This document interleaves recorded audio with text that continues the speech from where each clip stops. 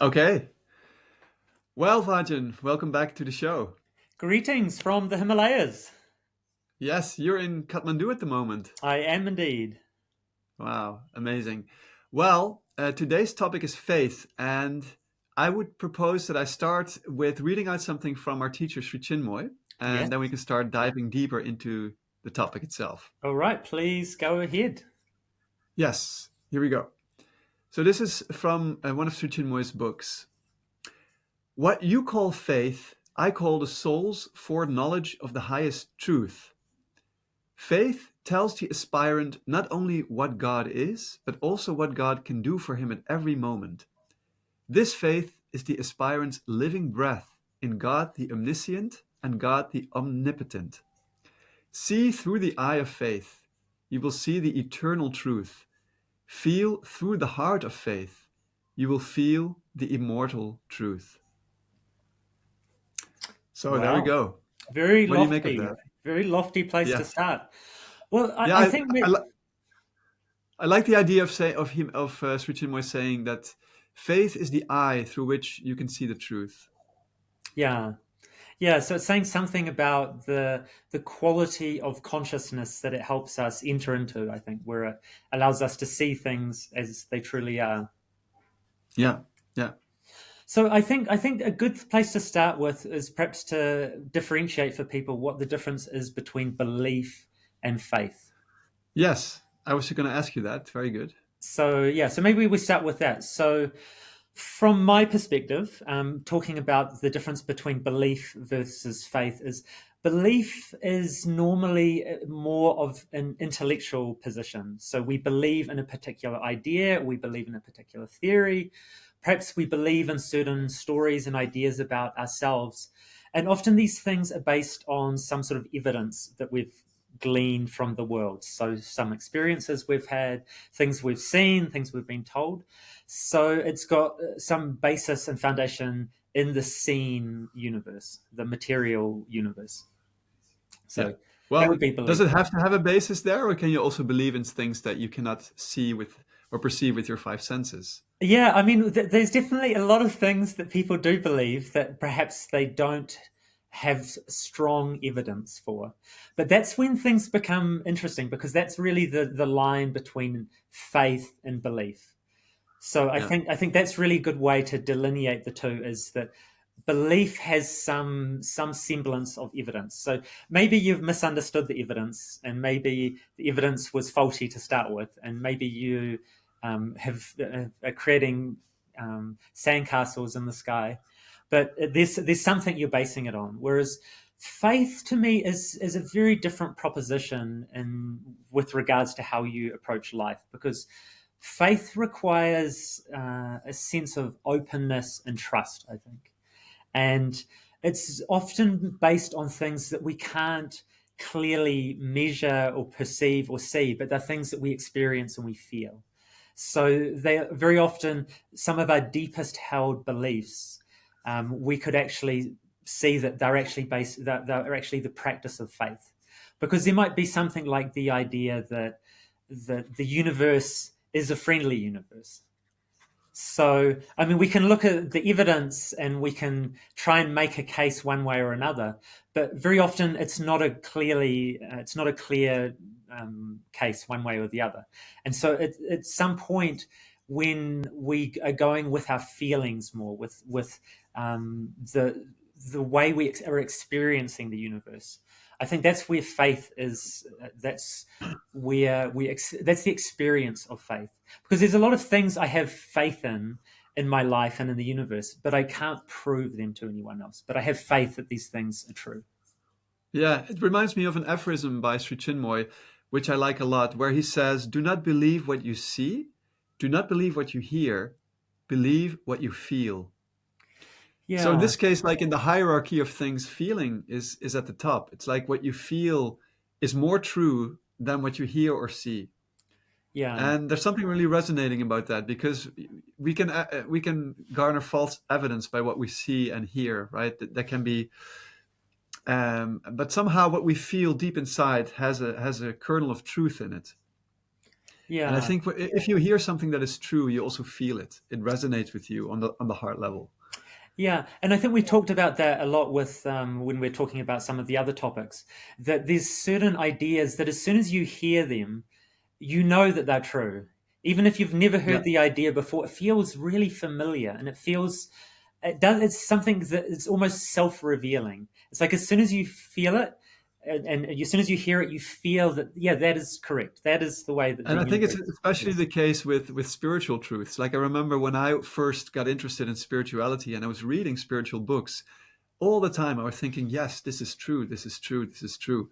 And I got the same feedback from people in my meditation classes when I explain certain things that are maybe not, the ordinary things that you can prove scientifically, but people say, yeah, it just really resonates with me when you speak Yeah. about spiritual topics.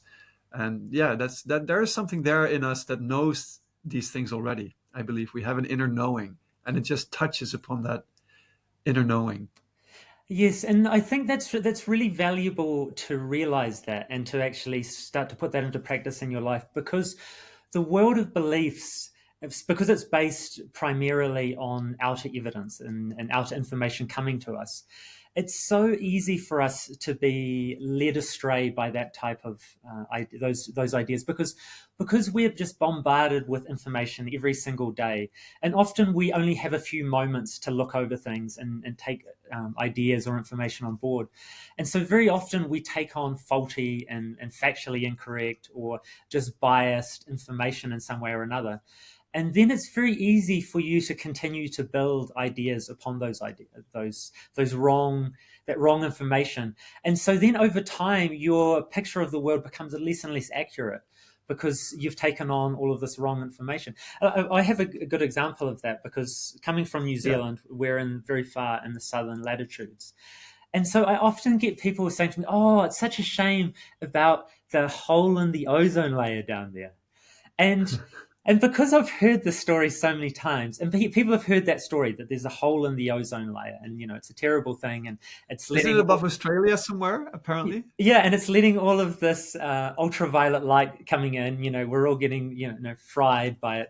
But the thing was, the world stopped putting out the chemicals or the gases that were causing the hole in the ozone layer a really long time ago. So that was the CFCs, which were a type of gas that was used in refrigeration. So when we realized as a humanity that these things were causing this problem, and it would happen at the South Pole, so over Antarctica, every springtime. And so there were some particular climatic conditions that caused these gases to accumulate in the atmosphere that made this hole in the ozone layer above Antarctica every springtime. And so that's a good thing to note that the hole is above Antarctica. It's not above New Zealand. It's not above Australia. It's above Antarctica. And it actually only forms at a very particular time of year. So basically the month of September. And so that hole continued to grow because they were tracking it for a long time. And so it got bigger and bigger until sometime in the early 2000s where it reached its peak. And that was because there's a delay from when we stop using the chemicals to when they stop acting in the atmosphere. But since then, the hole's been getting smaller every single year. And I think the latest predictions was that hole is going to be completely repaired by the year 2030. And so there's a story going. So it's getting smaller every year, and it's not over New Zealand. And so there's these ideas that we can take on and we can carry them around. And they're a belief that we have. I have this belief that there's this problem that humanity's caused with this hole in the ozone Yeah. layer. But Yeah. because we never get updated, a lot of information we only ever hear it once in our life, and we never get a follow up to say, "Oh, actually, that situation's changed now. Things Yeah. are much better." And What about the acid rain was a big thing in the 90s, right? yeah, exactly. I thought Europe was going to be totally destroyed by acid rain by the year probably 2020, and it seems Yeah, that so. somehow disappeared from the general consciousness, that idea. Yeah, and so beliefs have that nature to them. That beliefs, there's always the risk that our beliefs are going to be based on faulty ideas and faulty premises. And even when there's things that we've experienced ourselves, because very often we'll interact with other human beings, and it's really hard to ascertain what the motivation of someone else is. And it's very easy for us to put intentions into other people's actions that perhaps didn't exist when the person did the action. And so someone does something or says something to us, and it's very easy for us to take those things the wrong way and put an intention there that, oh, that person was trying to belittle me or trying to make me look bad, or they were trying to make a point and using me as the victim of that. And very often, those intentions that we posit onto someone else are completely made up. They're completely our perception of reality. And there's no real basis in the other person's consciousness or the reasoning that they had behind doing that. So we can easily go around and we can take that belief with us that this person's, a really mean and heartless and thoughtless person. And we can carry that belief with us for many decades. And it can cause all sorts of harm because it's based on the faulty premise. And Yeah. it's almost like we need to always go back to humility, because humility is, at its most profound level, seeing the world as it truly is and seeing our limitations and seeing our capacity as clearly as possible.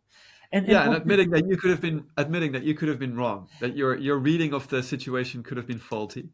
Because there's many stories of even families getting disenfranchised over time, because something happened maybe 20 years ago, that somebody said something and they completely lose touch with each other and they keep harboring that thing, it's often a misunderstanding. yeah, And it can fester for so many years and it completely sours relationships, even those within families. It breaks up families. We had a program here in the Netherlands called Neighbors, where there were fights between the neighbors because in Holland everybody lives very close together. So very often there can be tensions between neighbors, and these were really small things. It was like somebody cutting a branch of a tree that was overhanging the fence, and the other neighbor totally freaking out about that. And these became like these such huge fights. And there was this documentary maker that he was very very dry and very kind of observing, and he would document the whole fight, and it was very good television because you could see how everything blew up. But in the end, it was unbelievably small things that people got mad over and created such big outbursts and such huge problems over time. So yeah, I think misunderstandings. I mean, Sri Chinmoy talked a lot about how misunderstandings really ruin a lot of relationships and how it really causes so many problems over time. yeah. Yeah, well, I definitely think that taking it back always to your own humility and trying to have a clearer picture of what you really know for certain. Because it really is all of these strongly held beliefs that we carry around with us that do Yeah. cause us to come into conflict constantly with the world around us and with people around us. And unless we're really certain about these beliefs, it's often better to simply take that humble position of saying, I don't know. I don't know. Yeah. So perhaps Yeah, exactly. perhaps we should have far fewer beliefs than we do currently. Yeah, and so how does faith tie into this? So what is faith then? Yeah, so when we look at the world from the point of view of someone who's basing their life on beliefs, what you're going to do is you're going to set up a picture of the world around you. You're going to decide who are the good people, who are the bad people, who are the people you want to spend time with, who are the people you don't, and you're going to create a picture of what type of universe you live in. So whether you do that consciously or unconsciously, so you've created this whole scaffolding which you're building up your life upon, and so this is often coming from a very intellectual experience of the world. So it's coming from your mind and it's coming from the information that you think you know. And so you're using that to try and create this picture of the world. So I would say for me, how I try and think of faith is that faith is coming a lot more from my heart. So my heart has the ability to identify and expand itself and connect with something larger than my finite self. I can expand and I can feel the grandeur and the majesty of the mountains. So being here in the Himalayas, or if I'm at the ocean, I can feel that vastness and that depth and that power that the ocean embodies. So the heart has an ability to feel directly the nature of reality. So I don't need someone to tell me that the Himalayas are majestic and powerful and beautiful, because just being here, I feel it and I know it. There's some inner knowing of these things. And so if we can, and I think most people would agree with that in many situations. So like if you went to the ocean, or you're at a beautiful beach, or if you're in the mountains, or if you're watching a beautiful sunset, you're not thinking it's beautiful because you're analyzing it in some way and comparing it to other views or experiences you've had. You're simply, if you're present in that moment, you know what that feeling is. You know the quality. There's an openness and a trust in the experience that you're having, that you're not judging the sunrise. If you're really experiencing the sunrise, you're not judging. You're not saying, oh, well, 2 weeks ago there was a much nicer one, and perhaps in a few weeks I'll see a nicer one again.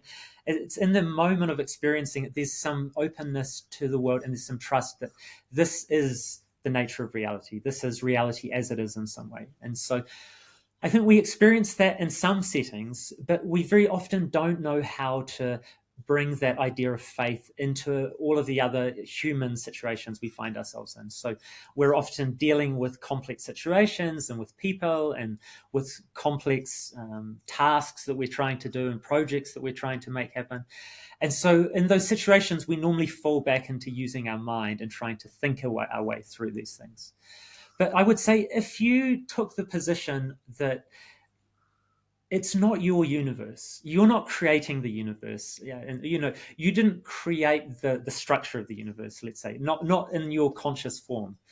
So if you can have faith and trust and openness that the universe is correct as it is, and not try and judge it and not try and make it wrong for the way things are, and so you have some openness and trust in the experiences you're having, I think that allows you to operate from that place of faith. Because if you felt that the universe is a loving place and that it has your best interests at heart on some deeper fundamental level, then as you go around in the universe, you will, and operate in the world, you can operate from a place of having faith that all of the experiences that you're having, that there is something valuable, and perhaps it's intangible at that time, but there is something meaningful in all of these experiences. And having that faith that the universe will not give you experiences that you're not able to deal with, that you won't, the universe is not trying to crush you and destroy you. It's trying to help provide opportunities for What you to about grow. what about if you go through a really difficult experience? You lose a loved one, or a relationship breaks up, or there's something really crushing.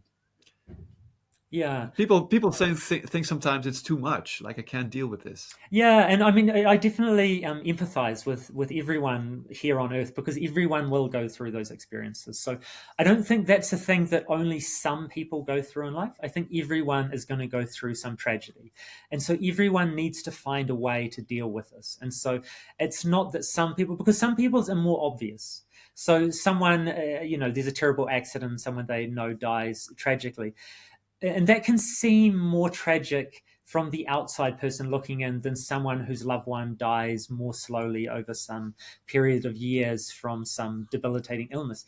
But is either of these more or less tragic than the other one? I mean, it seems like tragedy comes in an infinite variety of flavors. And so we normally see particular types of events as being particularly tragic. But I think everyone, because of their own connections and feelings with certain people and certain situations, they will find their own tragedy. And so I think that's something that we all have to deal with. And really, there's only two ways to look at those situations. Either we accept the reality of what we're experiencing and we find a way through it, or we resist it and we prolong the suffering. Yeah. And I I, think I that, would also say that faith really helps there, because if you have faith, let's say you have faith in God, yeah, then your position is, okay, God puts these things in my path for me to grow or to learn something from it, and He will also help me deal with it. And so I think it's also been researched that people who have faith in God, generally deal better with these kinds of situations, right? They're less overwhelmed by the tragedies of life. Like people, for instance, it's been researched, people in concentration camps, like people who had faith, had a better rate of surviving and getting through the experience without too much damage and trauma than people who did not have any faith. Because if you don't have any faith, like when something tragic happens, you just think everything around me, the world is full of evil and darkness, and I'm just helpless against that. Whereas if you have faith, your position is no, ultimately, this is a friendly universe. Right now, it's a very challenging time, but I believe that there's a force underneath all of this that has my best interest in mind. And I go by that. I really believe that is the case. And then the thing is that if you believe that, it happens.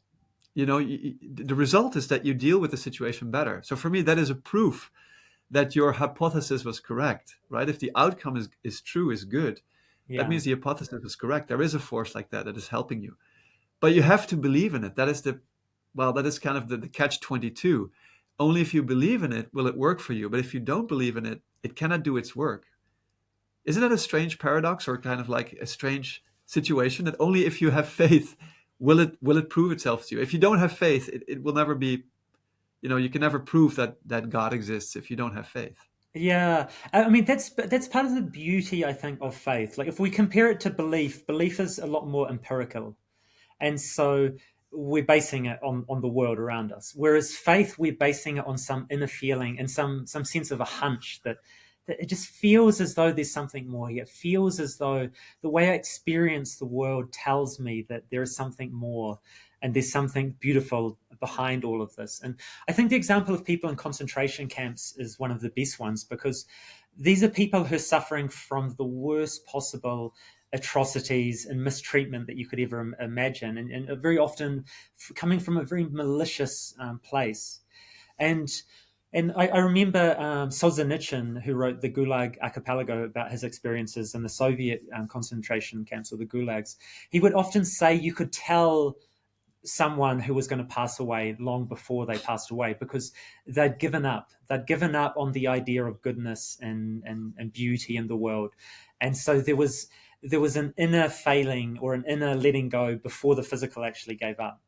And he would see it was like people would mentally break, because he was talking about, this is really interesting. He was saying that the people who suffered the most in the gulags in Russia were often people who were really faithful party members.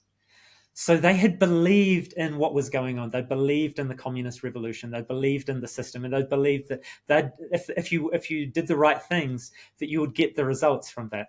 And that yet they too fell prey to that system and found themselves sent to a gulag, and they suffered more than anyone, because in some ways it was the breaking down of their beliefs.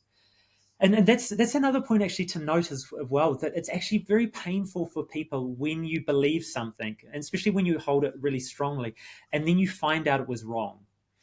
And Yeah. and that's really painful, and that's often why people don't want to admit they're wrong, because there's some pain that, like, it's almost as like a physical pain.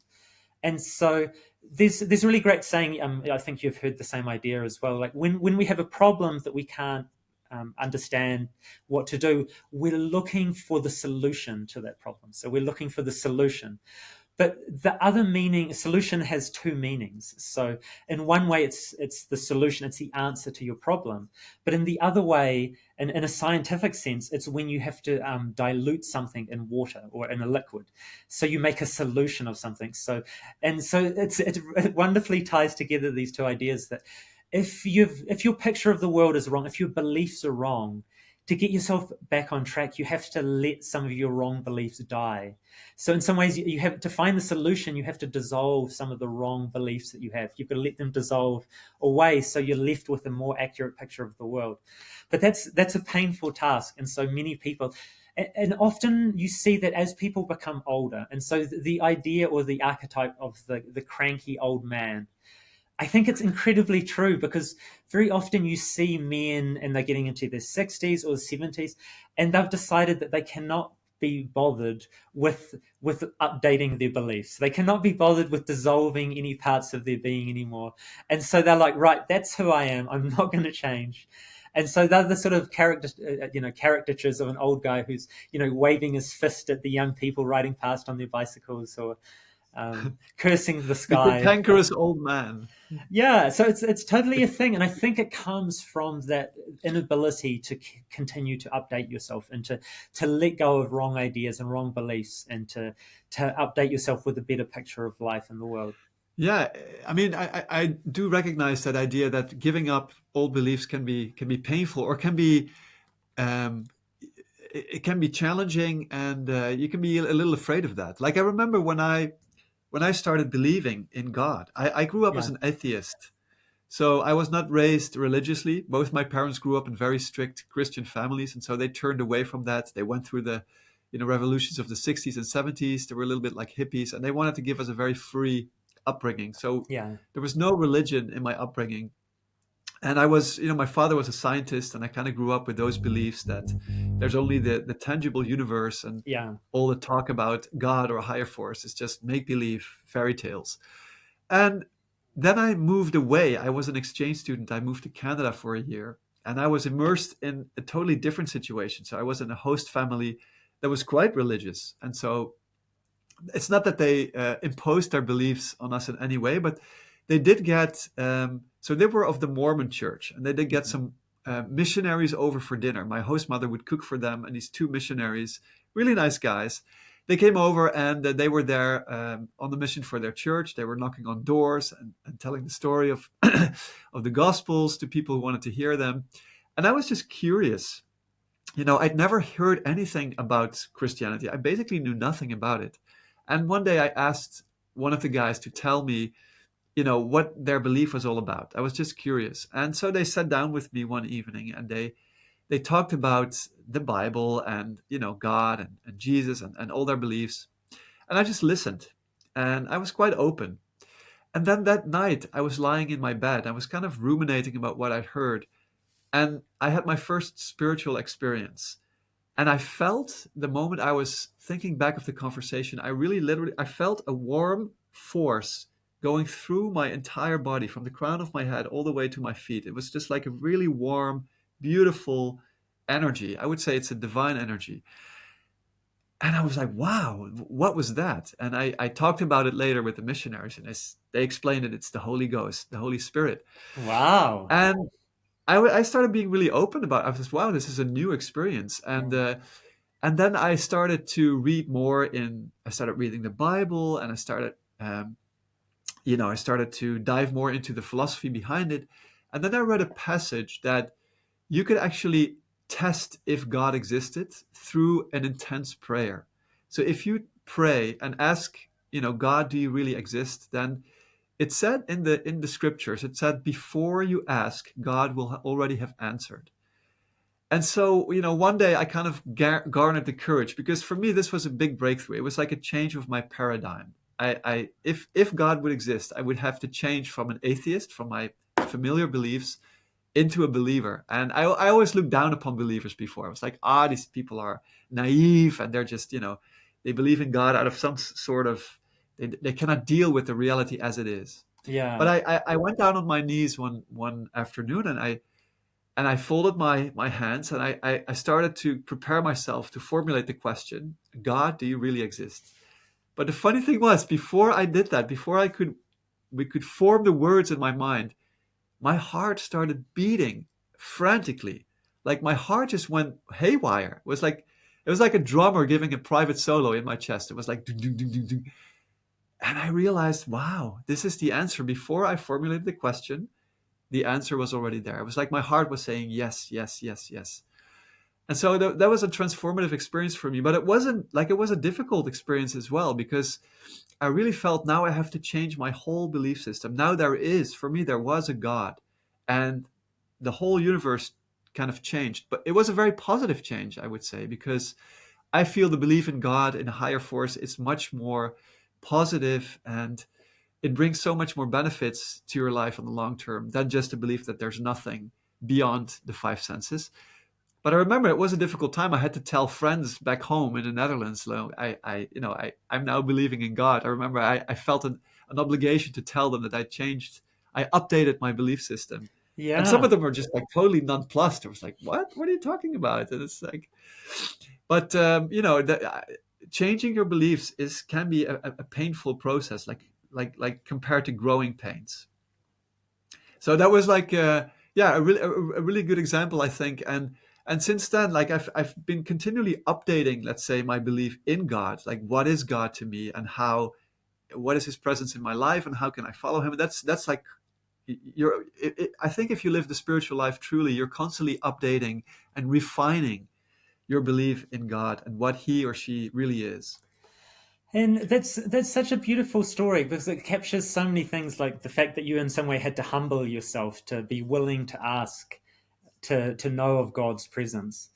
And I think as well that you captured something that's really wise and powerful for people to remember, that the belief in something higher and divine and being part of a divinely intelligent universe, it's not a rigid and fixed belief. It's not some belief that is fixed in place and never changes. It's something that's constantly transformative, because as you start making progress and you learn and you see more and you experience more, then obviously you're going to see the universe slightly differently. So you're going to be constantly changing and updating your belief, because I think those people who don't believe in a higher force or anything beyond the physical, they tend to put people who do believe in something in sort of a fanatical fundamentalist position, saying, oh, you believe in some sort of divine creator, some sort of man with a beard, with, a wonderful workshop of tools who built the whole thing. And very often I see that when there's debates between atheists and believers, the atheists will often take this very low quality straw man position where they'll say, oh, you believe this, this, and this. And someone who's really a believer in a living way, in a transformative way, where they're constantly trying to update their understanding of the world, will say, no, like I don't actually believe those things either. I don't believe that there's a man who lives in the clouds with a robe on, who's got some great book which has got everyone's names and he's recording all your deeds. Like, yeah, I don't believe in that either. And so often you see that often people are talking, at cross purposes to each other.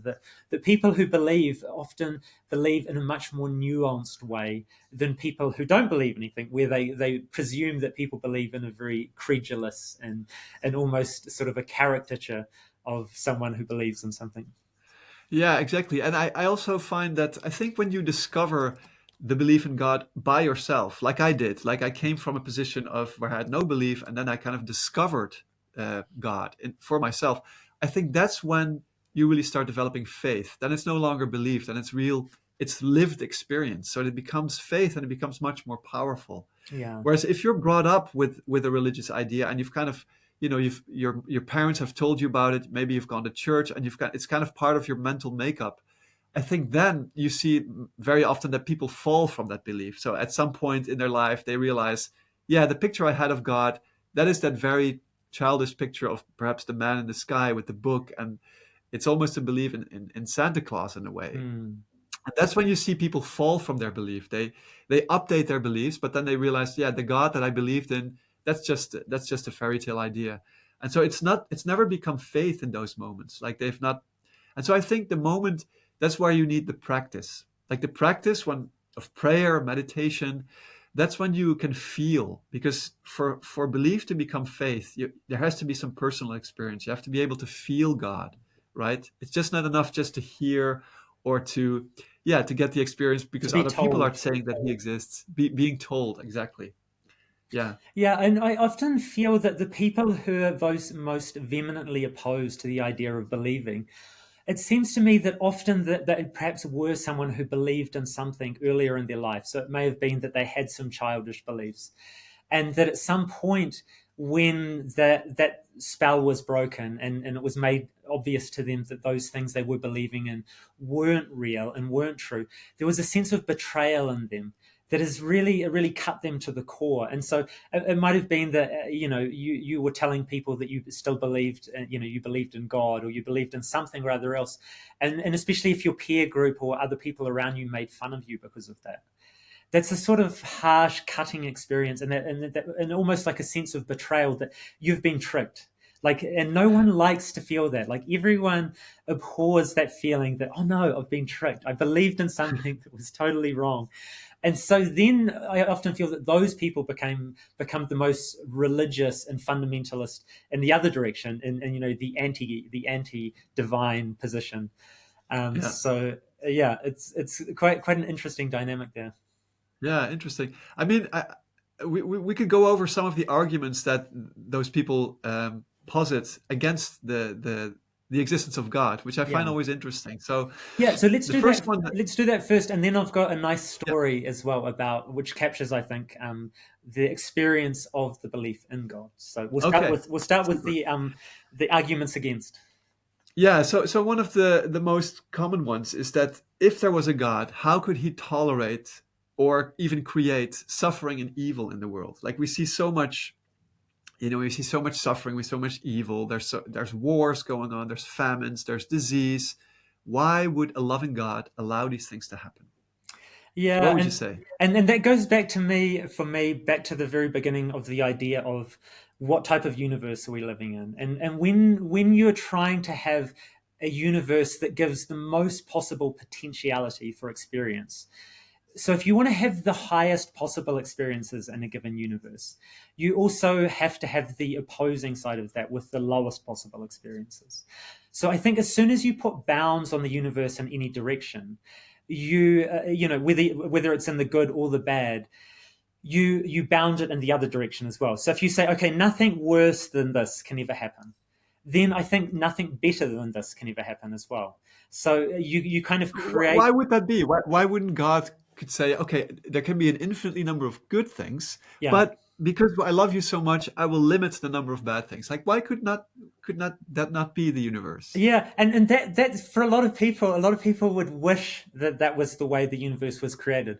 But I think over a long period of time, that type of universe would not be fully meaningful, and it would not reach the ultimate level of meaning and satisfaction that an unlimited universe gives you.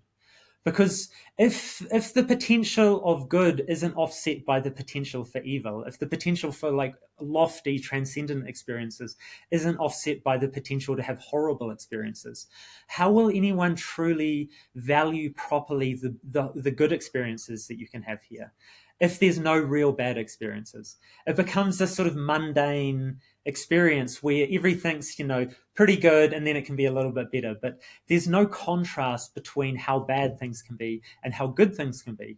And I think it's that contrast between the two states that allows the universe to have the right balance of meaning in it.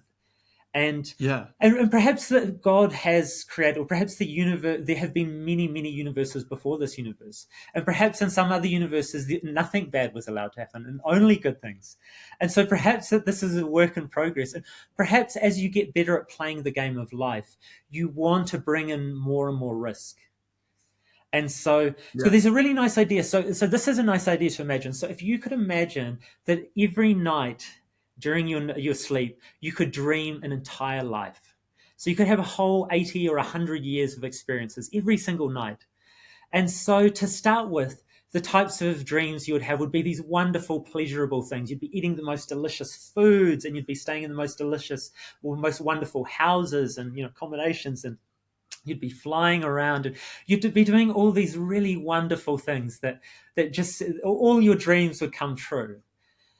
And at some point though, you'd run out of things to do. You'd run out of fun new things to come up with, and you'd start to think, wouldn't it be fun to get a little bit out of control, to get a little bit, frighten myself a little bit, get a little bit, get a little bit scared? Because you see this in human beings. Like, why do people pay good money, hard-earned money, get a babysitter for the night and go out and watch a horror movie? Something where they're like totally terrified and hiding behind the I chair. myself do not understand that. Like I hate horror movies, Yeah. and I will never understand why people do that. No, So but you tell so me. there's something in people where they want to scare themselves a little bit because they know it's not real and it's going to end. And so that's the thing with your dreams. You would start to get a little bit braver over time, and you would start to push out, and you might have some great adventures. You might be like a great hero and go rescue someone, or you might go on a great adventure, and you might challenge monsters and scary things. But you would know that at some point you would wake up. So you would get further and further into experiences that to start with you would say, well, why don't I just only dream nice things every night? And at some point you got bored. You had all the nice dreams. And so you want to get a little bit scared. And so you would start to push that out further and further and further and have wilder and wilder, adventures. And then what you would want to do is you would want to forget that there was a button that you could push to get out. Because, like, say in the first dreams, or you're having some scary dreams or having some adventures, you would always know that you could wake up at some point. You would always know. You would still give But yourself, these were like lucid dreams, right? yeah, You could control them. yeah. So you could control them, say, and so you would scare yourself, but you would always know that you could wake yourself up. And then at some point you'd say, like, why don't I go one step further again? Like, why don't I get so involved in this dream that I forget I'm even dreaming? And I forget that I have any way to escape from this.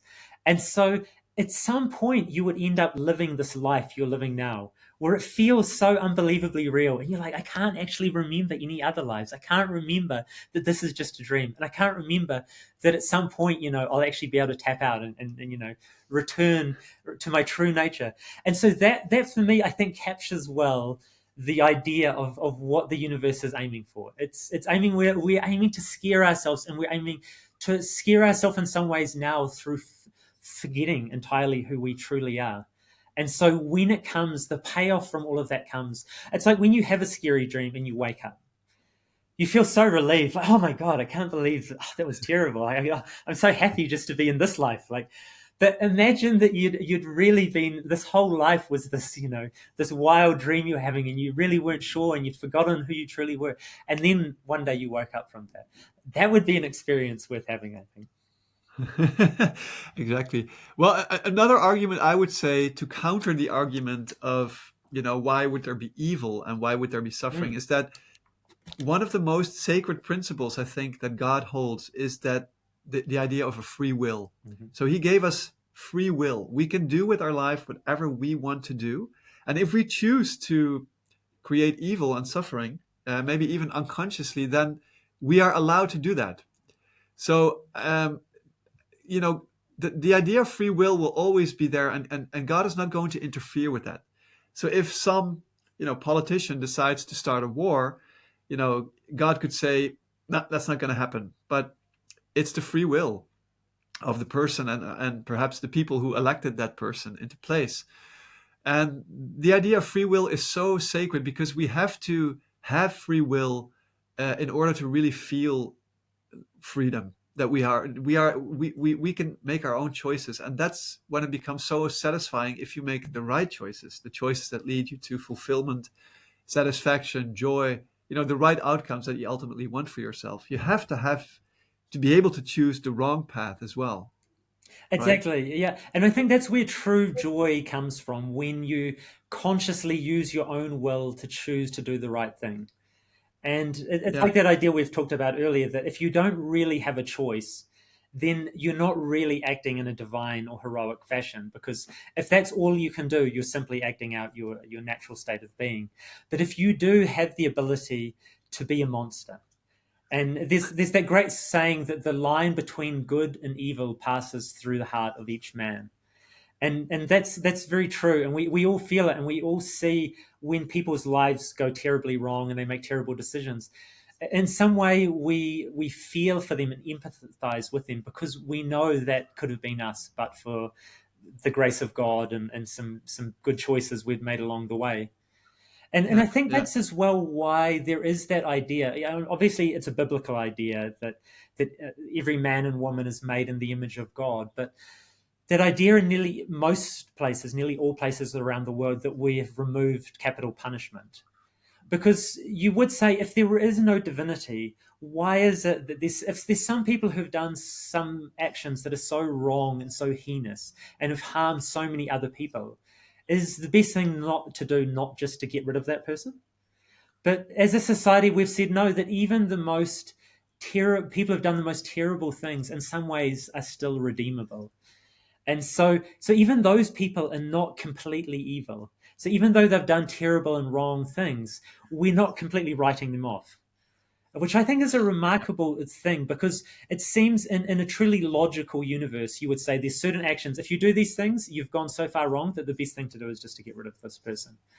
But Yeah. there is some Yeah, so, inherent. so what do you see in societies that do have capital punishment? You often see that there's no belief in the individual's divinity, right? They believe perhaps in God, but God is like a judging God, and that we are just minions, basically.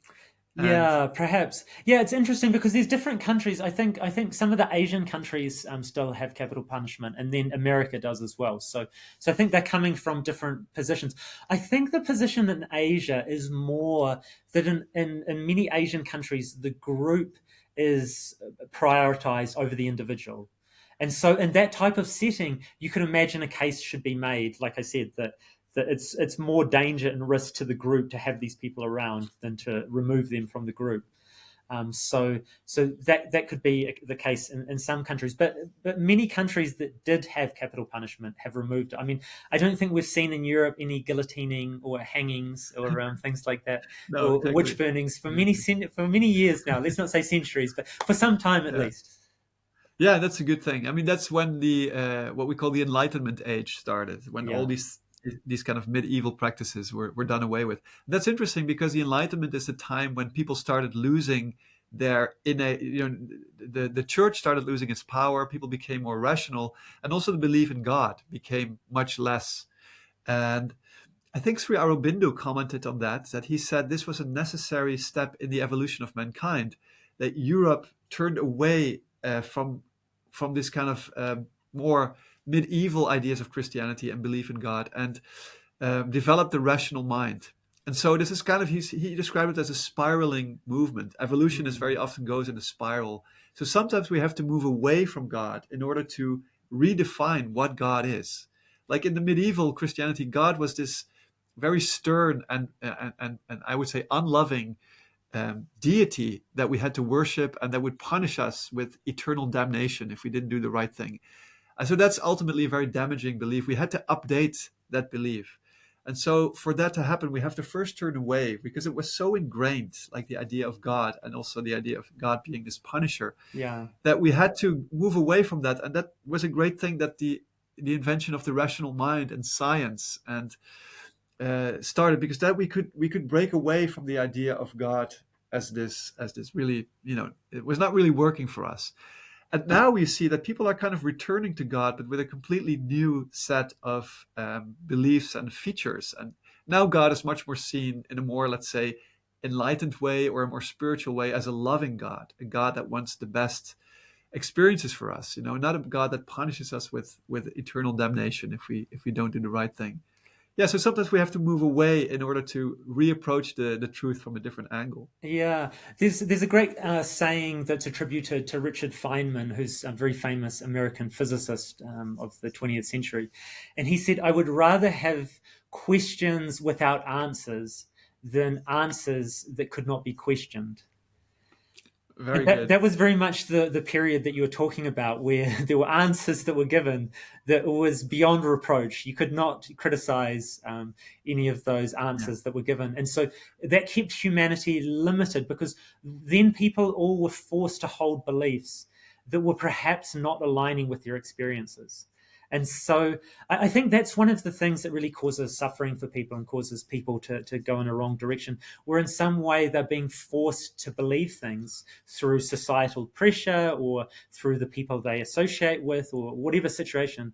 But if you're in some way being pressured to have a particular belief, but it's no longer aligning with your experience of how the world feels and how you're starting to become more open and trusting, and you're being told perhaps that that's the wrong approach, then it sets up this tension and friction within you, which I think is really a painful experience for people. Yeah, and that's the idea of dogma, right? Dogma is the idea that there is a belief that we dictate what you have to believe in. And it's interesting that dogmas started out as being, it's a dogma is kind of the explanation or the formalization of a spiritual experience that somebody once had. So dogmas came out of the spiritual experience that the old church fathers had, like the Trinity. Like there's three gods, or there's three aspects of God, but they're all one. Or the resurrection of Christ. And these were beliefs that are spiritual experiences people had. But if you start to formalize them, and then all of a sudden everybody has to believe that, then it becomes a problem, because then it's no longer your personal experience that you have tried to put into words, but then it becomes everybody has to believe the wording of this particular experience. And then Yeah. it becomes problematic, right? Because then it's no longer your own personal experience. And it's very hard. That's when people lose lose faith because they see, how can I believe in these kind of weird dogmas that I cannot experience for myself? Yeah, and for me, that's one of the most wonderful things about being part of a spiritual community rather than, for me, a strict religious community. Is it does give me the freedom to explore my own experiences and to see how they relate to the teachings that we've been given through our tradition, and try and bring those together into a harmonious union, rather than being forced to say, hey, this is the position you have to take on this. This is the position you have to take on this. And I think that's always Yeah. the dangerous thing, where you see any spiritual group can start to tend towards a religion when you do get that formalization of, like, okay, this is our official position on this idea, or this is our official position, because each person, I think, needs to experience it as the truth for them, for it to be truly resonant and powerful in their lives. Otherwise, it's just like you said, if it's just a dogma that you're being pressured, or it is being forced upon you. Yeah, and our teacher Sri Chinmoy was very adamant about that. He said that every seeker has the right to define God in their own way. So the way you experience God, that is the definition you should adhere to, and then you can constantly update your belief. Yeah. It becomes much more broad and interesting and layered over time. And when we talked the other one of our recent episodes, we were talking about perfection, and we were talking, I think it was around self transcendence. But Sri Chinmoy had that wonderful comment where he said that if you imagine perfection and I imagine perfection, they'll be two radically different things.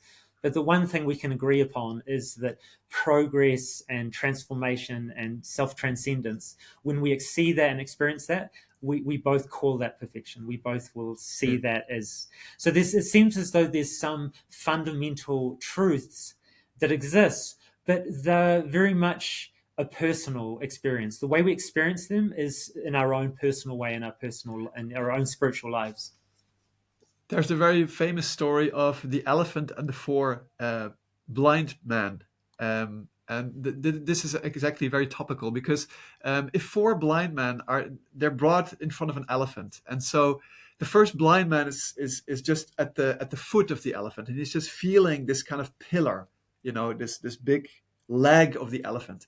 And the other blind man is just stationed at the tusks, and he's feeling the elephant. He's feeling this really beautiful ivory tusk, which ends in a point. And the other one is at the ear of the elephant, and he's like feeling the elephant. He's feeling this big kind of sail-like thing. And the other one is at the trunk of the elephant, and he's feeling the elephant as kind of a snakish creature, with this long trunk.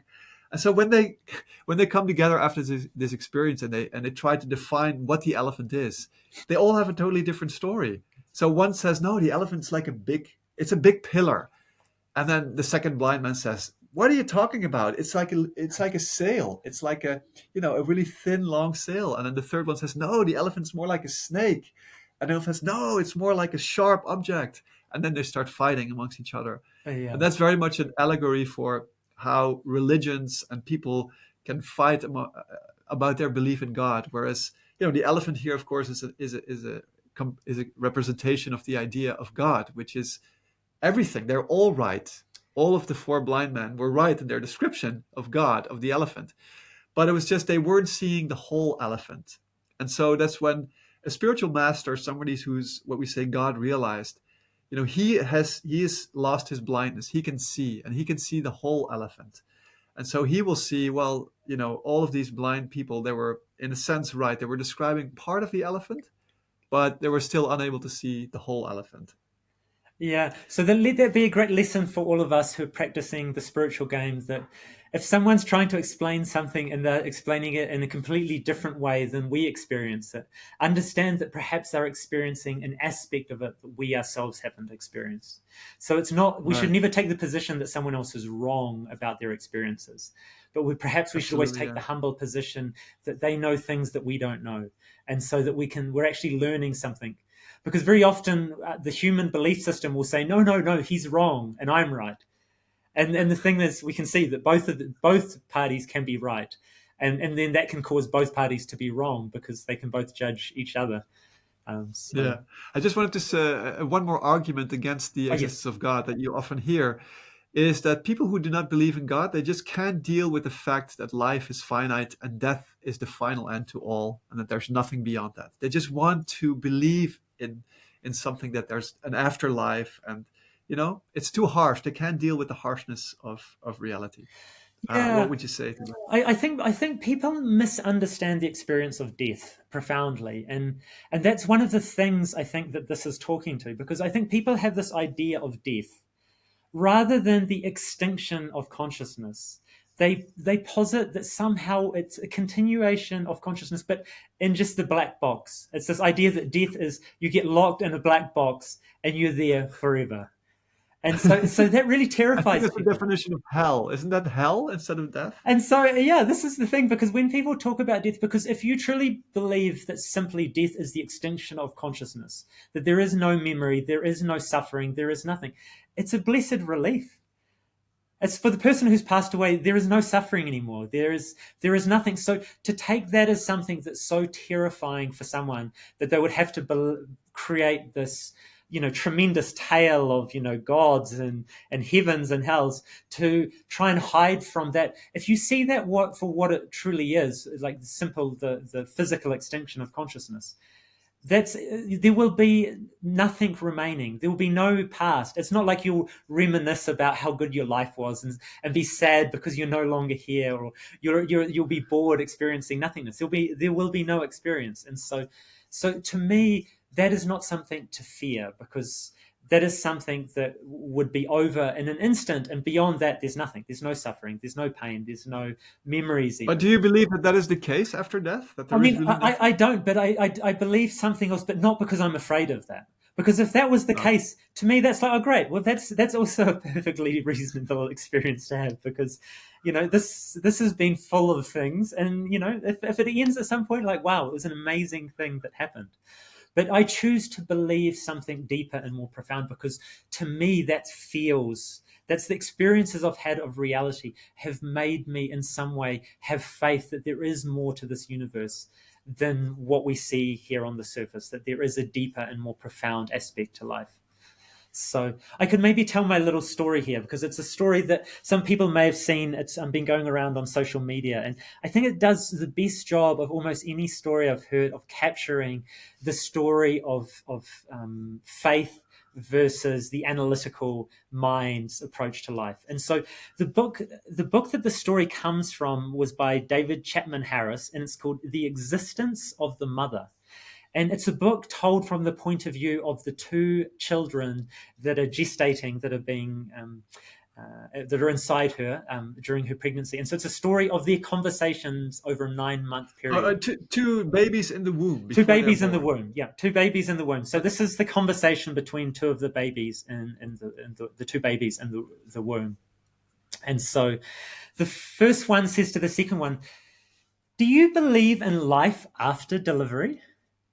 And the second one says, "Sure, totally. I mean, there must be something. I mean, it seems as though we're preparing for something. So at least there must be more space and more light there." And the first one says, "No, you're wrong. That's ridiculous. Like, how could there be life after delivery? Have you seen our umbilical cord? It's so short. There's no way that there could be life after delivery. It's been scientifically proven that this is the only way that we can receive sustenance. And so without this, there would be nothing." And so the second one says, "Well, perhaps though it's not the same. It's just different. Perhaps we in this life after delivery, perhaps we eat with our mouths and we walk with our legs." And the first one says, "Eat with our mouths, walk with our legs. That's absurd. This is not what they're for." And then he goes further and he makes it perhaps the most telling argument against this. He says, "If there was truly life after delivery, why has no one come back to tell us about it?" And so Yeah. the first one then says to the second one, sorry, the second one says to the first child after this, "But perhaps in life after delivery, perhaps we'll get to experience the mother." The first one says, "The mother, the mother. You still believe in the mother? Where is the mother? Throughout my whole life, I have never seen her. She's not here. She cannot exist. The second one says, no, no. Mother is here. We are inside mother, and mother is inside us. She's all around us. And sometimes, if you're very, very quiet, it's almost as though I can hear her. Beautiful. So that And what is does the the first one story. say? The first one says there's no such thing as mother. We cannot see mother. Yeah.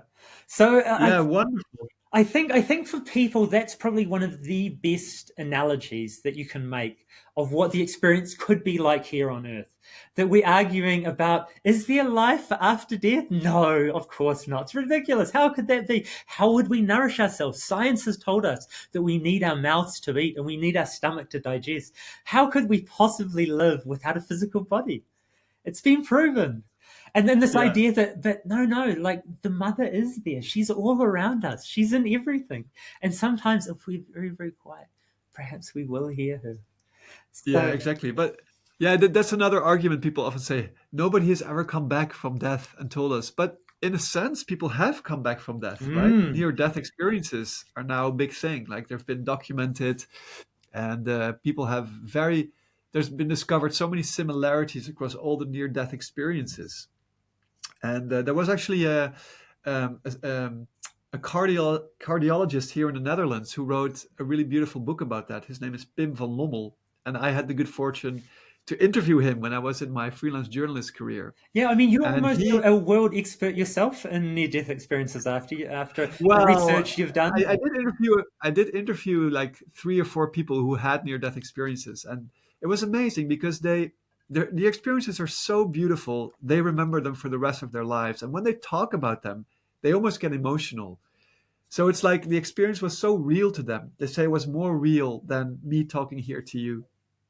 And yeah, Pim van Lommel documented. So he was a cardiologist, and when he woke people up from after an operation, like heart surgery, and he said, well, he sometimes asked them, "Did you experience anything?" And many times they said no.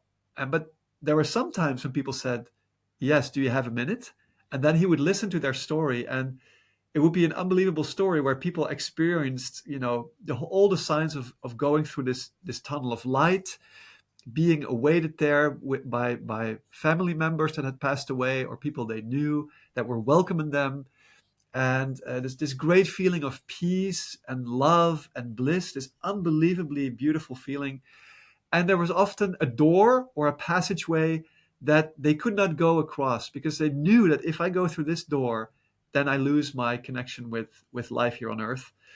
And then at some point they were called back into their bodies. And so yeah, there were like 7 or 8 similar experiences throughout hundreds of stories. He documented hundreds of different near-death experiences, and he published it as research in the Lancet, which is a very Wow. renowned medical journal. And this became world news at the time. This was, I think, in the beginning of the 2000s somewhere, where all became front page news among many newspapers that yes, there was life after death. This professor had documented so many stories, and it was in a scientific journal.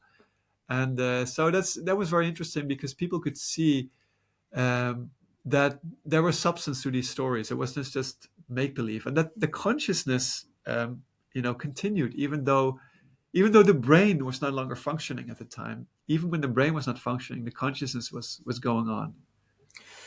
Yeah. So, so it seems as though that the baby number one was wrong, that there is life after delivery. And that Yes, even though we can't I do imagine believe. what it would look like or what it would feel like, doesn't mean that it's not going to happen. Absolutely true. So, Yeah. have I Yeah. told you I've Exactly. had an experience? I don't know if I would put it formally as a true near death experience, but it was an experience I had in 2021 when I had a very serious bike crash, or it could have Oh been a yes, very of course. serious bike crash. So, I was out riding on the hills near Christchurch with my friend Granantan, and we'd been up a very steep climb up through the forest. And it was a very small secondary road, and the road surface was really bad. And there was a lot of sections where tree roots had grown up underneath the road and split the road. So there's sections where the road had broken and had popped up and become these small ramps. And so we were descending, and I could see that we were nearly on the flat at the bottom of the hill. So I really released my brakes and was going full speed. and I hit one of these small bumps on the road, and it kicked my bike up. And when my bike landed again, my bike wasn't in alignment with where I was going. It wasn't pointing straight ahead. So my wheels gripped the road really sharply, and then I catapulted over my handlebars.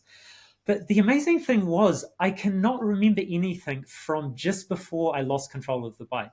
So just before that experience, because one of the worst feelings in the world, as you know, is when you're riding your bike and you feel yourself losing control. It's like you know something bad is coming towards you very quickly because you know you're going to hit the ground really hard, and you know at some point when you're tipping too much or you've gone in a certain direction that there's just no way to recover it, and you're just waiting for the impact. But amazingly, in this situation, before that even started, just as I started to lose control, it was as though my consciousness left my body. And I found myself in this amazing white liminal space. So, what I mean by that is a white space that went on for infinity in every single direction.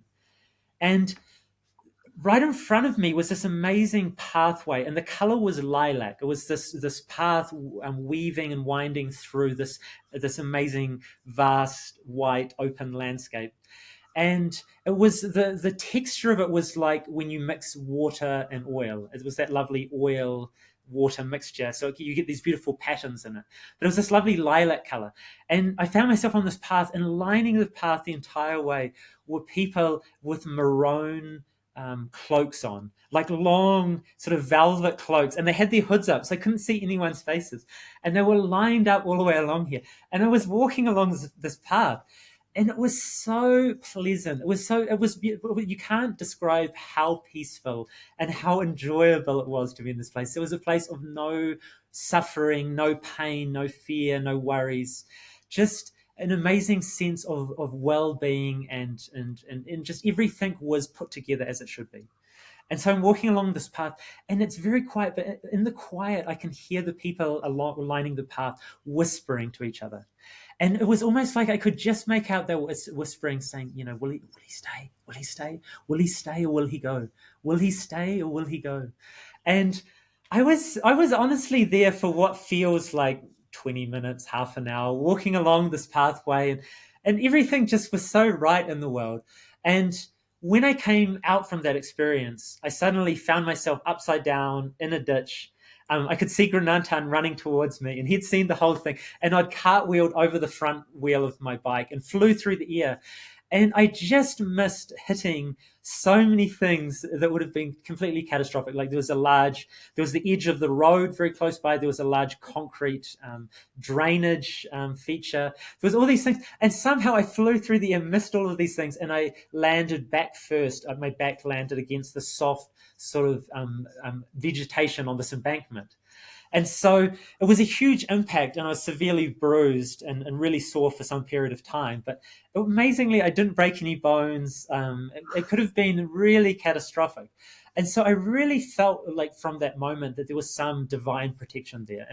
And for me, it was a great glimpse into some other reality that was a true experience of something beyond this world. And if I get the opportunity to ever go back to that type of place, I will take it, because the feeling there is like, I think you mentioned when you talked to me at some point about people who've had near-death experiences. What they tend to say is that this world is beautiful and they love it here and they love the people and they love their interactions. But what they're really looking forward to now is returning back to their true home, because once you've seen Yeah, and experienced that other side, it's hard to forget it's it. unforgettable. They say like death is going to be the crown of my life. One of them, formulated this as, Yeah, as such. They said like the life is beautiful, but death is going to be the crowning event. yeah, And yeah, the colors. They said also that in that space there was the fabric of the space was music. They said there was a heavenly music that was so beautiful they'd never heard it on Earth, and that was kind of part of the fabric of that reality of that space was this beautiful angelic music, and the colors were much brighter, and this and the smells, everything was brighter and more real. They felt than and we have a mutual friend, Ashirvad, right, who had a near death experience, a member of our community, and he told the story of how he had an operation, And during the operation, he also had a near-death experience where I don't remember the exact details. I don't know, maybe you remember, but also the idea that he was walking towards a door and he could feel that, after the door, Yeah, that he felt that Sri Chinmoy was waiting there for him to yeah, welcome him. And there was all this blessing and love and beauty. And, and he had a vision of his life as he lived it thus far. And that is also one of the features of people who have near-death experiences is they get a flashback about their life. They can see, their lives, but they can not just see what happened, but they can also see the impact of what they did. And our friend, he told me that he saw that it was interesting because he said before he started living the spiritual life, he started, I think he started living spiritual life when he was in his 20s. But he said before that there were a few events that stood out in the flashback of his life. And these were events where he had done something good, like he'd been self giving in some way or done something nice to another person. And these were like little peaks in his experience. But he said the moment when he accepted the spiritual life, then these peaks became much more frequent. He said they were almost there on a daily basis. So the good deeds and the good experiences that he had, they became so rich after he had accepted the spiritual life. And it gave him a whole new appreciation for his spiritual life. He said, like, it's amazing that when I started practicing spirituality seriously, like the good deeds and the things that actually have real value in that other world, let's call it heaven, he said the things that really have value there are those positive deeds, positive thoughts, positive ideas that you do. And it gave him such a new appreciation of his spiritual life. He was like, wow, I'm so grateful that I'm living this life now. I can see the value of it. Because here on earth, we can't really see the value as clearly, right? We feel from within that we should be good, we should do good things. But sometimes, these good things, they may not bring us any monetary result or any physical or practical or tangible result. But he said, I know that in that other world, the results there are very, very real and very, very tangible. and that is a really beautiful story, and I think it talks to the intentionality of our life. Because the thing is, you're still living here in the world, like both before you accept the world as a spiritual place and after you accept the world as a spiritual place. But what has really changed is your intention with which you're playing the game. Before you really take it seriously that you're playing a spiritual game here, you're perhaps cutting some corners, or perhaps trying to get ahead by hook or by crook. But when you start to realize that the true nature of the world really is a place for acting out the highest spiritual ideas and ideals, then you start playing the game differently. And so then, of course, you're going to start having much better results in that aspect. And so, yeah, it's beautiful to see some good feedback coming from the other side saying, hey, guys, you're on the right track. So, Exactly. hey, let's talk a little bit more about faith and its relation to spirituality, because I think one thing is people often misunderstand faith and they think that it's either something that you have or you don't. And so they think, oh, that person, they've got real faith. Like, I don't have faith. Like, they think, I'm always doubting. I'm doubting myself. I'm doubting the world. I'm doubting my experiences. And so I think one of the things that people should really understand is that faith is something that builds across time. And so very much from living a spiritual life and doing your spiritual practice, I think having a meditation practice is one of the most powerful ways to actually increase your faith. Because as you spend more time in a deep, transcendent state of consciousness, or your deepest state of consciousness that connects you to something transcendent, let's say, then you do that more and more, and you start to have more and more openness towards the universe. You start to have more and more trust towards the universe. You start to have more of a feeling that this is a place where I am an integral part of this universe. I'm not some insignificant being here that's just being allowed to survive, but I'm actually a thriving and important, and crucially important part of this universe. So I think for people who start, and very often people can start without having any faith. So you may think like, I don't know, I've never really had any experiences, so who knows? Who knows whether God exists or not?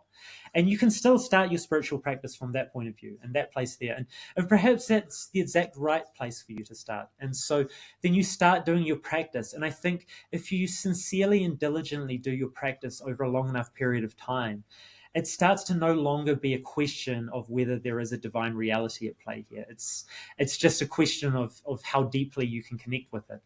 And so I think that that's something that should help inspire people, that even if at the moment you feel that you don't have any faith in anything really, you can start from that place, and over time you can start to reveal your own unique inner faith that is yours, and it's your unique personal relationship with the divine universe.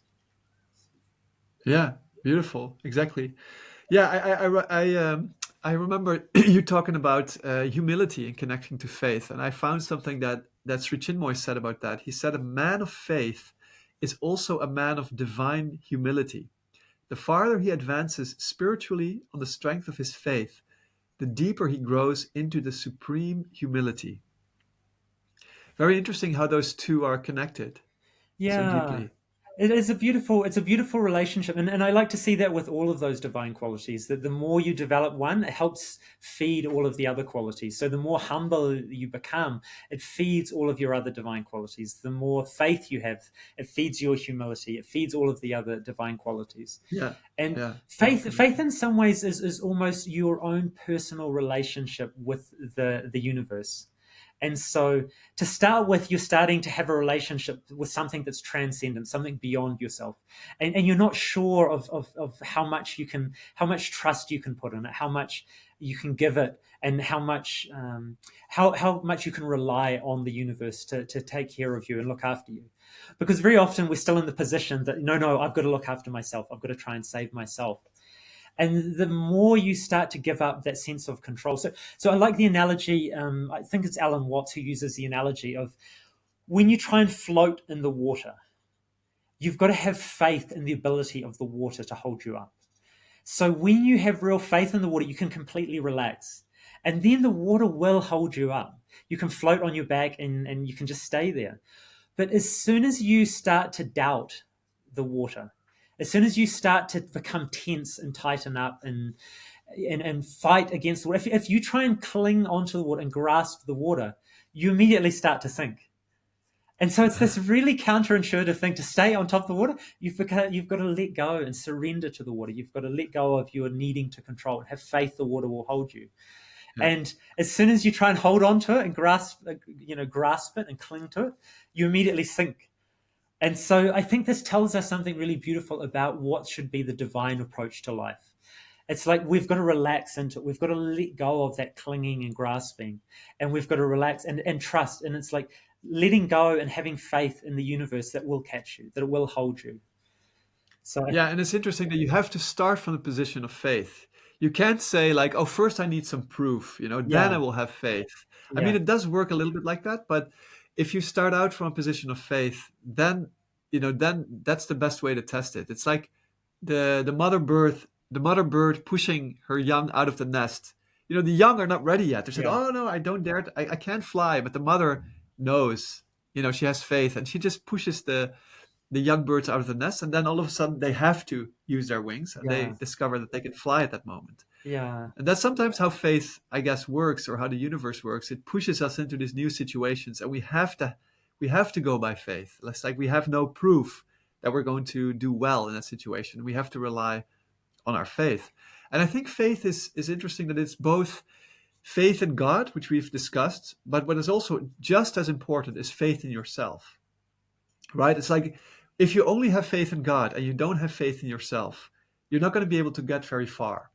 Not in your spiritual life, not in your ordinary life. You have to have faith in yourself as well. And in some ways, it's even more important than faith in God. It's like it's better to have faith in yourself and not to believe or have faith in God than the other way around. Because if you don't have faith in yourself, you don't have, there's no foundation for you to do anything good, to grow, to be like of benefit to the world. And so that's important, right? To start with. And how would you say, how do you cultivate faith in yourself? Yeah, that. I think that is one of the great questions, and I'm not sure that there's a one size fits all approach to developing that faith in yourself, because a lot of us have start off and we have some beliefs about ourselves. We create some beliefs and some stories about ourselves. But very often, our journey through life smashes those stories to pieces. Like we believe that we're somehow destined for greatness, or something good will come to us, and that's very often when people's lives fall to pieces, when the harsh reality of the world comes in and starts to break down the beliefs that they had about themselves. And so that was the things that you were trying to cling to and grasp hold of, and then they get taken away from you, and you start to think, "Oh my God, I've got nothing. I've got nothing left here." And so that in some ways that's someone who has become humbled. The world has humbled you in that situation. But that's actually a perfect position, though, to grow into a deeper sort of faith, a faith in your relationship with the universe, because you see that although the universe has broken you down in some way, it hasn't destroyed you. So when we find ourselves humbled by the world, it's very often we see, when we look back, we see that actually we needed to be humbled by the world because we were basing our life on wrong beliefs. And so we needed to lose those things, and we needed to let those things go and have them dissolved, so we could actually start to build our life again from the right type of foundation. And so I think that's the state that you're talking about, that we need to, in some way, find ourselves where we start to have faith, but it needs to be a small faith based on where we're actually at. We need to have faith in what we actually truly know. We can't be building castles in the sky, as we often say. We actually have to start at the beginning with just a very small, just one drop of faith is enough.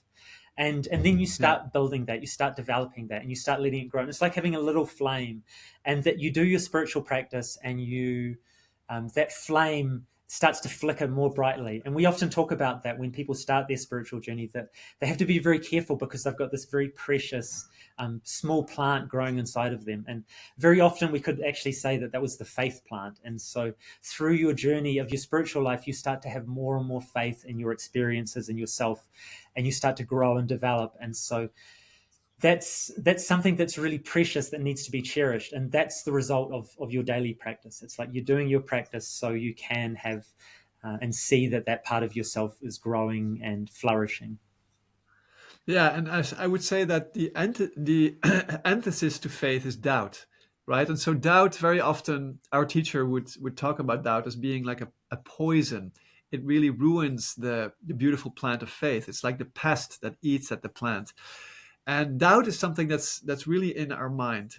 And it's interesting to think about what actually is doubt, right? It's a very flimsy reality. It's the absence of believing in the wellness or in the goodness of the universe or in the higher reality. So how would you define doubt, or how would you say what is problematic about it? Yeah, I mean, doubt is the antithesis of faith, and so Yeah, it's that part of your being that is based on the wrong foundations. I think it's one of your imperfections. It's one of your delusions about the true nature of the world, and it tries to poison the good things that you're doing. It tries to poison that beautiful hope and faith plant that you're growing, and so doubting, especially doubting yourself, is there is no value to it. It's something that does not offer anything to the world. All it simply does is take away and tries to belittle and make us smaller and weaker and less capable. yeah. Unless you're doubting something that's not good for you, right? There's some Yeah. some value to like a critical thinking where you feel like, oh, I'm doubting this person because I Yeah. don't feel they have good intentions towards me. But that's not the kind of doubt that we No, talk like about you here. need to be wise in the world and make good choices with where you spend your time and who you spend your time with.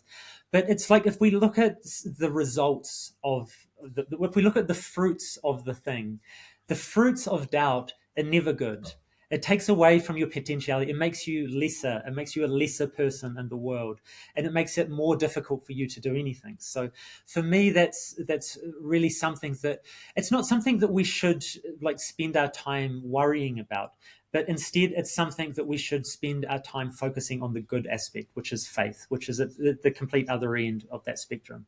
So putting our Yeah. time into growing the faith plant, and rather than allowing the weeds of doubt to sort of smother that goodness that you're growing. Yeah, exactly. And the best antidote to doubt is faith, Yeah, because it's the antithesis. If I say that word correctly, it's a difficult word. it is. But yeah, the antidote is faith. So if you want to conquer your doubt, you have to really concentrate on your faith, because you will have both realities inside you. You will Yeah, have some doubt, but you will also have some faith. yeah. And if you just focus on the faith part, you make that stronger.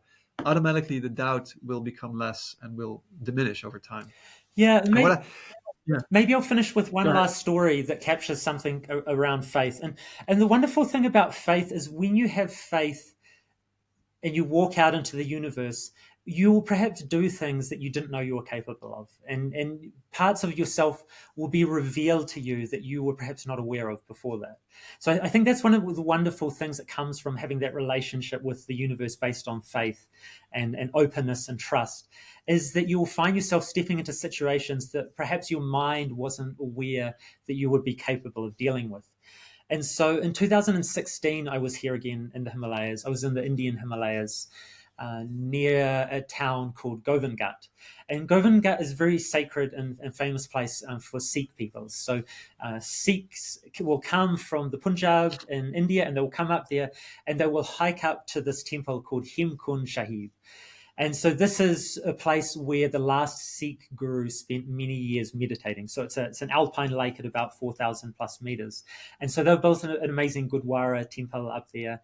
And many Sikh people every year will go there on pilgrimage. And so when I was in India at that point, I decided that I would like to make a pilgrimage there. And so being a trail runner and a mountain runner, most people do it over many days, and I did not have many days available to me. So I thought it'd be an amazing experience to be able to run up to that beautiful lake in the mountains and spend some time meditating there, and then run back down in one day. And so it was a completely beautiful experience. And I was a little bit unsure of how the Sikh pilgrims would accept me as a foreigner, as a Westerner, and being there running rather than walking as most of the pilgrims are doing. But one of the really cool things is the Sikh people are very devout. And so for them, how they want to get there is entirely by their own transport.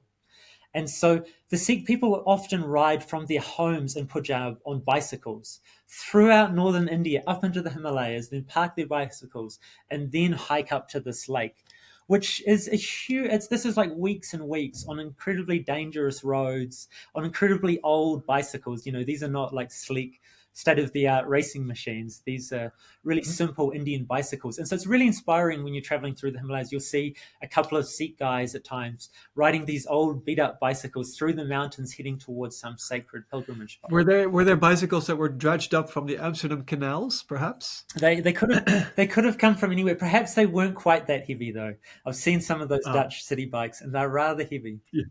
So when I was running up to the temple, all of the Sikh, there was a lot of older Sikh gentlemen, because a lot of people in India, as they get older, they have more time to do pilgrimage.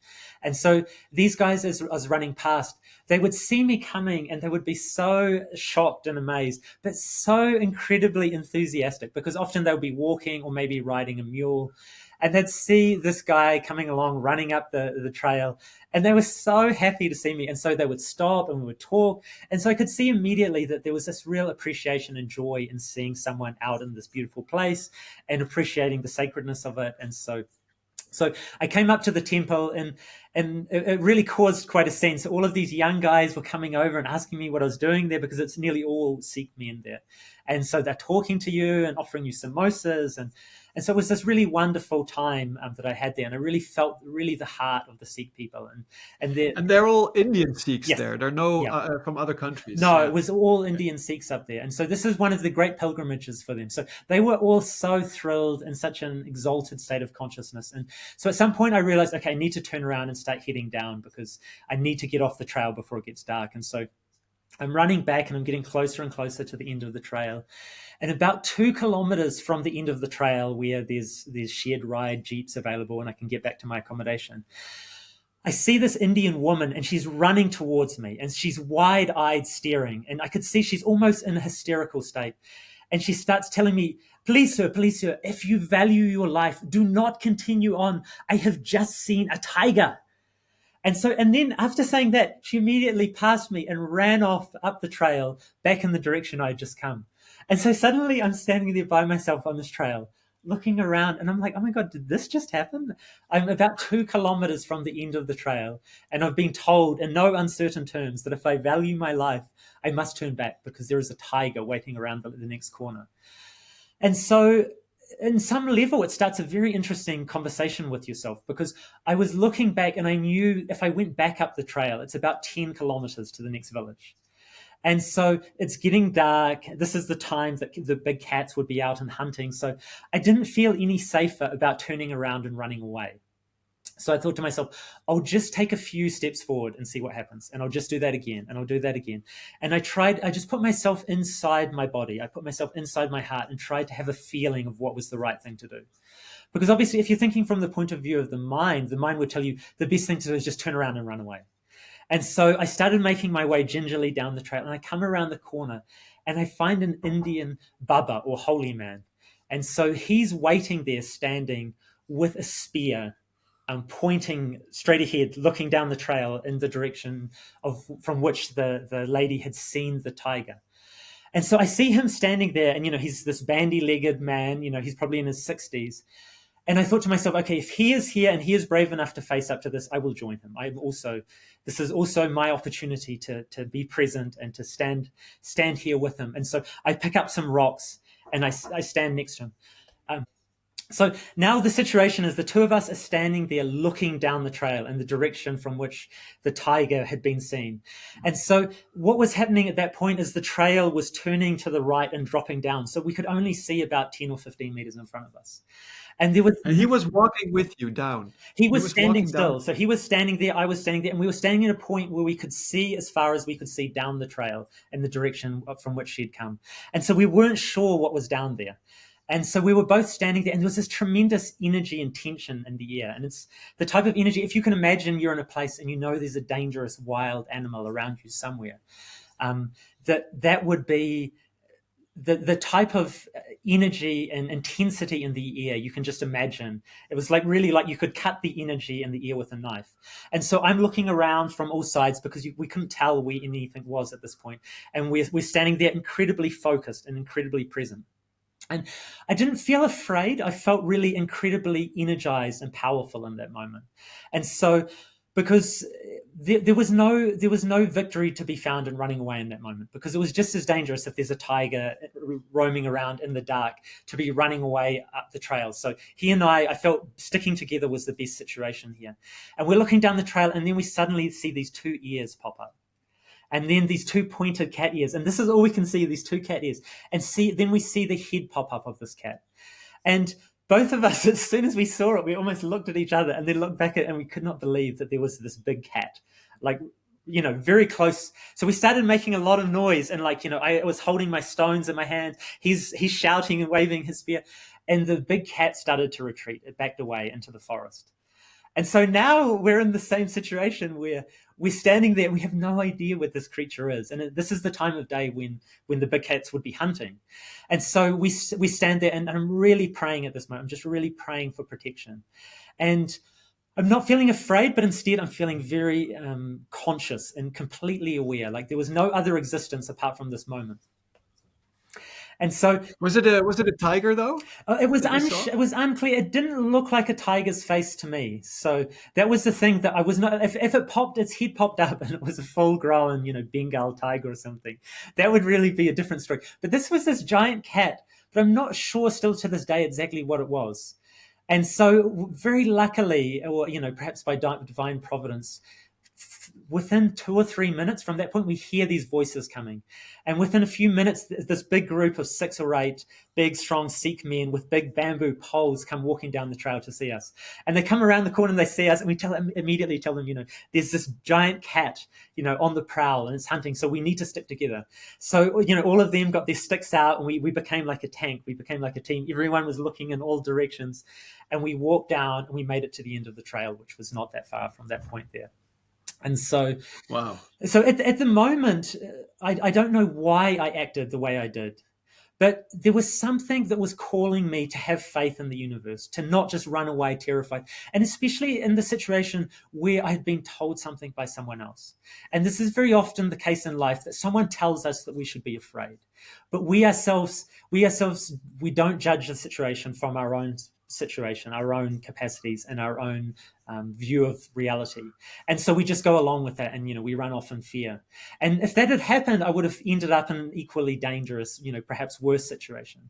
So the fact that I had stood my ground and found that faith and courage inside myself, to stand up to something that was something of some consequence, to me, it taught me a great lesson of what sort of being I am and what sort of capacity I have. And I don't think that I'm alone in that situation. I think many people don't truly know their own capacity until they're called to bring it forward. And so this is very much the nature of the adventure of life, that sometimes we need to step out into the world to actually be called out to show our best capacities and to show the highest and the deepest parts of ourselves. So that's my story of facing up to the tiger. The footnote to that is, when I got back to my accommodation, I told the gentleman who I was staying with, the lovely Mr. Arvind Sharma in Govindgat, I told him, oh my God, when I was out hiking on the trails today, I said, I came across this woman and she was certain she had seen a tiger. And he said, oh yes, very good. Yes, I did see a tiger last week from your very bedroom. And so he showed me this video he'd taken from the room I was staying in, looking out across the river, and just like 50 meters away there's this full-grown tiger walking through the long grass, and it had come down into the village and killed some of the cattle. And so there actually was a full-grown tiger in the vicinity somewhere.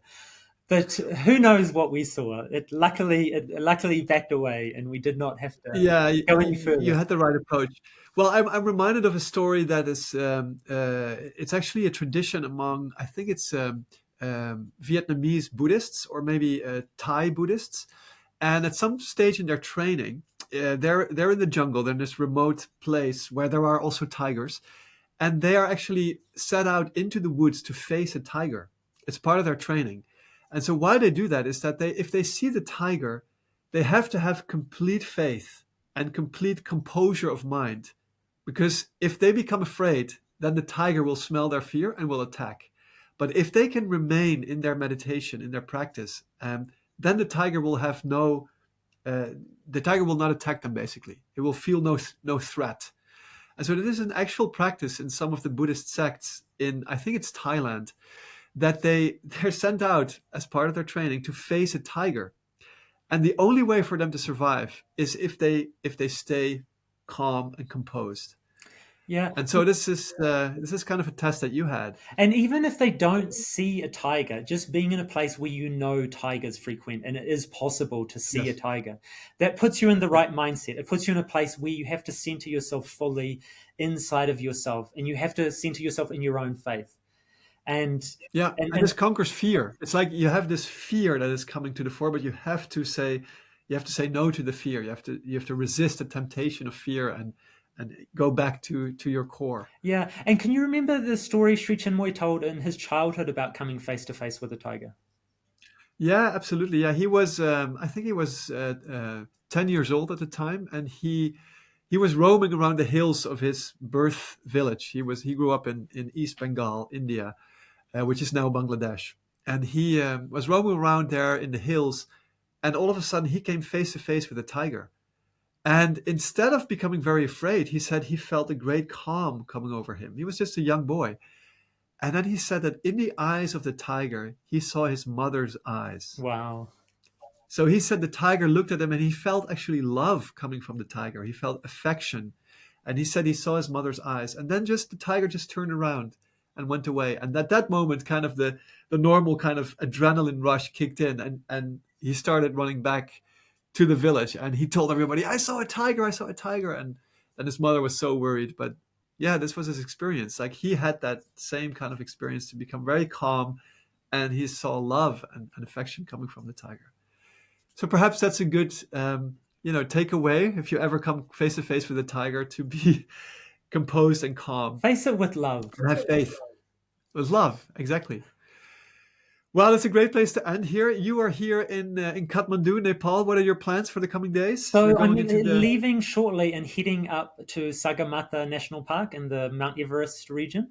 And so I'm going to be doing some high altitude trekking and running in the big mountains. And so I'm very much looking forward to that experience. So it's a place I've always wanted to visit. And so now this year I've created some time in my life that I'll have this opportunity. So I'll be up there for the next 2 weeks.